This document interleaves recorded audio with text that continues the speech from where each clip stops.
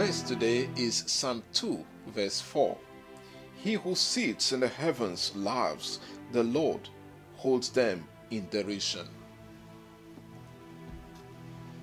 Some people have asked me in the past how God sees jokes or if God laughs. I chose this verse within the Easter celebration to show that God laughs at us, especially when human beings think they are wise and knowledgeable. Our verse comes from a psalm which could be called messianic. However, at the time the psalm was written, it referred to a specific historical event. Some nations had risen against the kingdom of Judah. Other kings and princes conspired against the Lord and his anointed. The anointed referred to the king.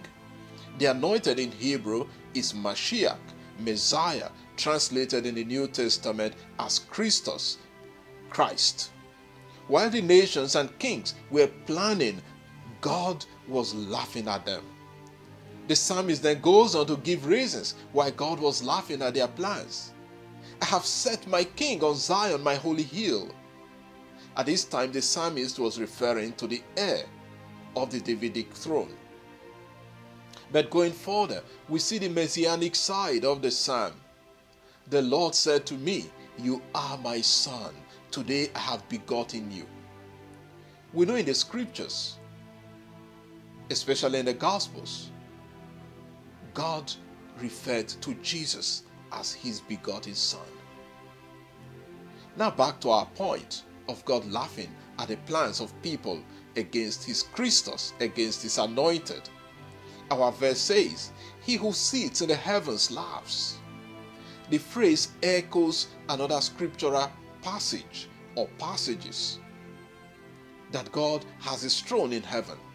Confess Psalm 11 verse 4 or 29 verse 10 or Isaiah chapter 40 verse 22.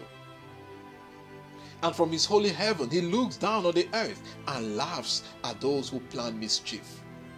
He laughs at the wicked, for he sees that his day is at hand. Psalm 37 verse 13. Another psalm echoing the second part of our verse says, "O Lord, laugh at them. You hold all the nations in derision." Psalm 59 verse 8. The Hebrew word in the context is la'ag, which means to ridicule or to mock. You can imagine God laughing during the crucifixion of Jesus and ridiculing the devil. While those persecuting and killing Jesus thought they were doing their best, God is up there laughing and saying, "If only they knew my plans from the beginning of creation. They are helping me fulfill my plans."